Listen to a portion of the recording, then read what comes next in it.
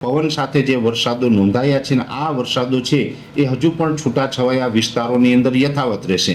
જોકે દક્ષિણ ગુજરાતના તમામ જિલ્લાઓની અંદર આની તીવ્રતા છે એ થોડીક વધુ જોવા મળે તેવી શક્યતાઓ છે. ફરીથી પાછું અરબ સાગર સક્રિય થાય અને અરબ સાગરમાં સિસ્ટમો બનવાનું ચાલુ થાય તો કેરળ, કર્ણાટક, કોંકણ, ગોવા અને મહારાષ્ટ્ર થઈ અને પછી ગુજરાતમાં ફરી મહારાષ્ટ્ર સુધી ઝડપથી આ નૈઋત્યનું ચોમાસું આગળ ચાલ્યું છે. સમય કરતાં વહેલું પણ ચાલ્યું છે.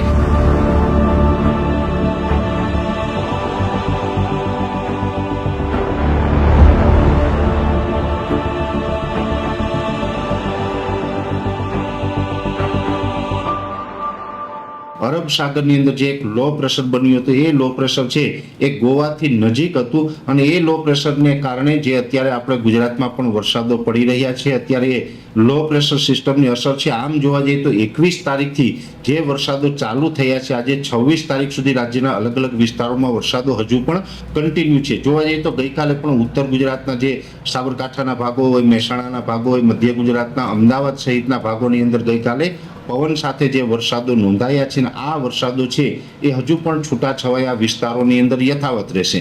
એટલે આજે 26 તારીખ થઈ છે, લગભગ 28 અથવા તો 29 તારીખ સુધી જે લાંબા ગાળાથી આપણે આગાહી આપેલી છે કે 27, 28 અથવા તો 29 તારીખ સુધી આ વરસાદો છે ચાલુ રહેવાના છે.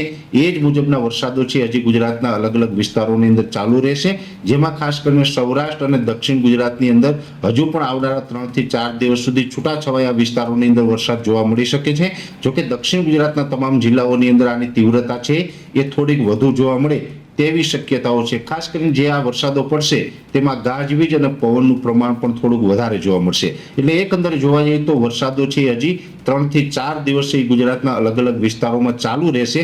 એ પછી 30 અને 31 તારીખે વરસાદની તીવ્રતામાં ઘણો બધો ઘટાડો થઈ જશે અને ધીમે ધીમે પછી આપણું વાતાવરણ ખુલ્લું થઈ જશે. પછી આપણે વરસાદમાં વિરામ મળશે. પછી આપણે જે કંઈ ઉનાળુ પાક જે સાચવવાના હોય એ સાચવવા માટેનો એક ચોક્કસથી ગેપ હવે ટૂંક સમયની અંદર મળી જવાનો છે. આ એક ચોક્કસથી છે કે જે વિસ્તારો ખુલ્લા છે એને કદાચ અત્યારે ઉનાળુ પાક સાચવવું હોય અથવા તો બીજું કામ કરવું હોય કરી શકે છે. પણ અત્યારે જે છૂટાછવાયા વરસાદો છે 29 તારીખ સુધી ચાલુ રહે અને 30-31 તારીખમાં હળવું પડી અને ગુજરાતનું હવામાન છે એ ખુલ્લું થઈ જશે.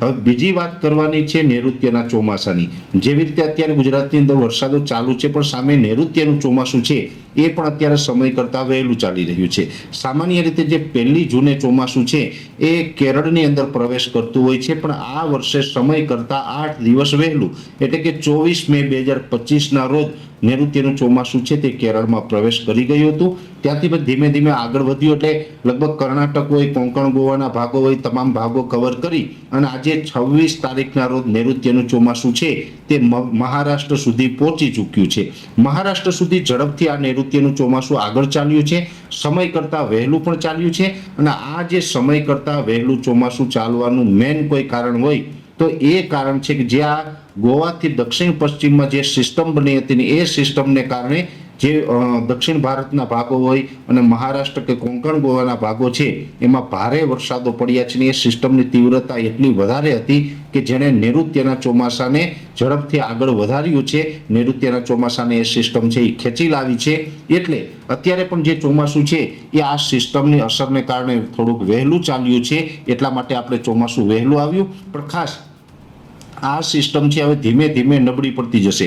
આ લો પ્રેશર અને વેલમાર્ક લો પ્રેશર ત્યારબાદ ડિપ્રેશન સુધી આ સિસ્ટમ પહોંચી હતી. આજે 26 તારીખના રોજ જે અમારું છેલ્લું પ્રિડિક્શન છે એ મુજબ જોવા જઈએ તો સિસ્ટમ છે અત્યારે લો પ્રેશરમાં પરિવર્તિત થઈ છે. ધીમે ધીમે આ સિસ્ટમ નબળી પડી રહી છે. આવનારા 2 થી 3 દિવસની અંદર આ સિસ્ટમ છે સંપૂર્ણ નબળી પડી અને વિખાઈ જશે. એટલે 2 થી 3 દિવસ સુધી હજુ મહારાષ્ટ્ર, કોંકણ, ગોવા કે કર્ણાટક જેવા વિસ્તારો છે ત્યાં પણ ચોમાસાનો વરસાદ છે એ વધારે પડશે અને હજુ 2 થી 3 દિવસ ચોમાસું સતત આગળ વધતું રહેશે. પણ 2 થી 3 દિવસ પછી આ સિસ્ટમ વિખાઈ જાય ત્યારબાદ અરબ સાગરની અંદર બીજી કોઈ એવી સિસ્ટમો સક્રિય નથી જેને કારણે મહારાષ્ટ્ર સુધી ચોમાસું પહોંચી અને નિષ્ક્રિય થઈ જાય અને મોન્સૂન બ્રેકની કન્ડિશન સર્જાય તેવી શક્યતાઓ દેખાઈ રહી છે. આમ તો અમે ઘણા સમયથી આપને બતાવી રહ્યા છે કે આ વર્ષે મહારાષ્ટ્ર સુધી ચોમાસું પહોંચે અને ત્યાં આવીને મોન્સૂન બ્રેકની કન્ડિશન સર્જાઈ શકે છે.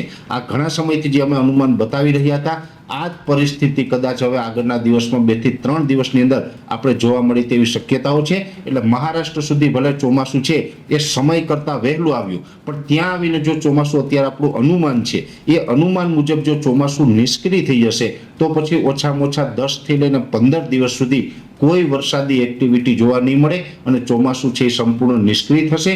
ફરીથી પાછું અરબ સાગર સક્રિય થાય અને અરબ સાગરમાં સિસ્ટમો બનવાનું ચાલુ થાય તો કેરળ, કર્ણાટક, કોંકણ, ગોવા અને મહારાષ્ટ્ર થઈ અને પછી ગુજરાતમાં ફરીથી પાછું ચોમાસું રાબેતા મુજબ આવે. એટલે આ ચોમાસું જો હવે 2 થી 3 દિવસમાં નિષ્ક્રિય થશે તો 10 થી 15 દિવસનો વરસાદી ગેપ ગુજરાતમાં આવી શકે છે અને ગુજરાતની અંદર 10 થી 15 દિવસ સુધી પછી કોઈ નૈઋત્યનું ચોમાસું પ્રવેશ કરે તેવી શક્યતાઓ માનીને નહીં ચાલવાનું. એટલે ગુજરાતમાં ચોમાસું છે એ કદાચ હજુ પણ લેટ થઈ શકે.